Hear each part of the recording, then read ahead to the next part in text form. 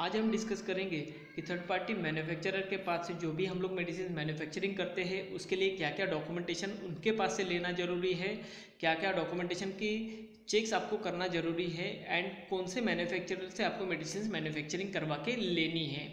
दोस्तों कई सारे मेरे दोस्त हैं जो मेडिसिन मैन्युफैक्चरिंग करवा लेते हैं। कई सारे मेडिसिन फॉर कंपनीज़ को वो अप्रोच करते हैं कि लेट्स से कि हम लोग पैरासीटामोल किसी को मैन्युफैक्चरिंग करवानी है तो वो 10 जगह पे पूछते हैं कि भाई पैरासीटामोल का रेट क्या है। 10 जगह से अपने को रेट भी आ जाता है और जिसमें आपको सस्ता मिल जाता है उससे आप मैन्युफैक्चरिंग करवा के लेते हैं। यहीं पे सबसे बड़ी गलती आप करवा देते हैं दोस्तों। हम लोगों को मैन्युफैक्चरिंग जो है मेडिसिन सस्ते में तो सस्ते में मिलना चाहिए, लेकिन उसके साथ में आपको क्वालिटी का अपीयरेंस भी दिखना चाहिए। दोस्तों मेडिसिन सस्ती कैसे मिल जाती है? दोस्तों मेडिसिन के अंदर कई सारे इंग्रेडिएंट्स होते हैं, जैसे कि पैरासीटामोल हो गया, फिर मिथिल पैराबिन हो गया, स्टार्च हो गया, प्रोपिल पैराबिन हो गया, या फिर कई सारे इंग्रेडिएंट जो होते हैं वो डिपेंड करता है कि वो मैन्युफैक्चरर है कहाँ से खरीदी करता है। ठीक है, अगर हल्के क्वालिटी का मेडिसिन, हल्के क्वालिटी का अगर वो एक्सिपिएंट खरीदी करता है कहीं से, तो वो जो मेडिसिन उससे मैन्युफैक्चरिंग करेगा वो एकदम सस्ती क्वालिटी का मिलेगा। दोस्तों कई मैन्युफैक्चरर का मुझे जहाँ तक मुझे मालूम है कि कई मैन्युफैक्चरर क्या करते हैं कि उसका जो टैबलेट का वेट है वो लोअर साइड में कॉम्प्रेस करते हैं।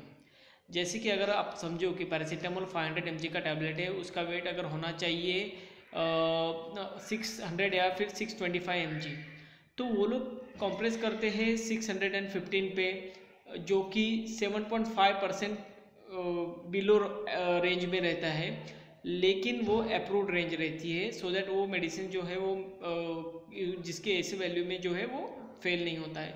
लेकिन वही जो नुकसान आपको जो मैन्युफैक्चरर जो खरीदने वाला है उसको क्या नुकसान होता है कि ये जो मेडिसिन है वो लोअर क्वालिटी का मिल जाता है। हाँ, आपको सस्ता तो मिलेगा ही, अगर वो लो साइड में कॉम्प्रेशन करेगा तो उसका जो नंबर ऑफ़ टैबलेट्स है वो बढ़ जाता है।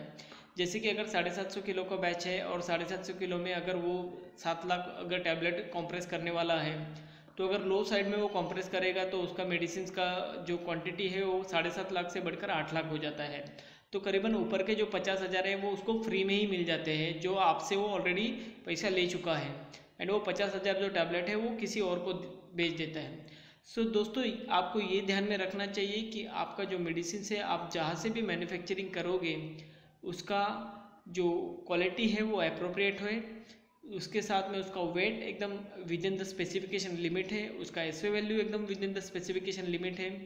उसके साथ में आप ये भी देख सकते हैं कि उसके पास उसका जो लिमिट है वो उसका डिसोल्यूशन लिमिट है या फिर उसका डिसइंटीग्रेशन लिमिट है वो क्या है। सो ये 3-4 चीज़ें जो है वो आपको कहाँ से मिलेगी, तो ये 3-4 चीज़ें आपको मिल सकती है क्वालिटी कंट्रोल रिकॉर्ड से।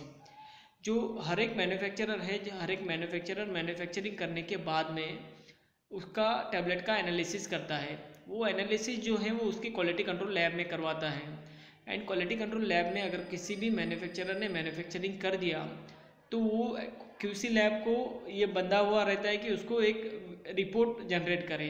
ये जो रिपोर्ट होता है वो इंडियन फार्माकोपिया के हिसाब से वो स्टैंडर्ड में होना चाहिए।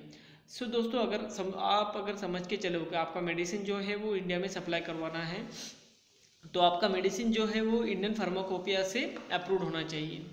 आप आपका जो मेडिसिन है वो जो भी मैन्युफैक्चरर है उसको आपके मेडिसिन के साथ में सर्टिफिकेट ऑफ एनालिसिस, जिसको क्यूसी का एनालिसिस का रिपोर्ट भी बोलते हैं, अगर आप उनको मांगेंगे एंड अगर वो देने को राजी हो जाता है एंड उसका जो रिपोर्ट होता है वो अगर with in the specification limit हो जाता है, तो आपको इजीली समझ में आएगा कि तुम्हारा मेडिसिन का जो वेट है वो वेट क्या है, तुम्हारे मेडिसिन का ऐसे वैल्यू क्या है, तुम्हारे मेडिसिन का पोटेंसी क्या है, तुम्हारे मेडिसिन का डिसोल्यूशन क्या है, डिसइंटीग्रेशन क्या है। तो ये सब कुछ जो बारीक बारीक चीज़ें हैं जो आपको सर्टिफिकेट ऑफ एनालिसिस में मिल जाएगी।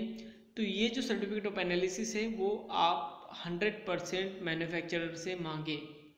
जो भी मैन्युफैक्चरर है आपको आप जिससे भी मैन्युफैक्चरिंग करवा रहे हैं उससे बोले कि ये मेरा बैच नंबर है, ये मेरे बैच नंबर का सर्टिफिकेट ऑफ एनालिसिस मुझे दिलवा दो।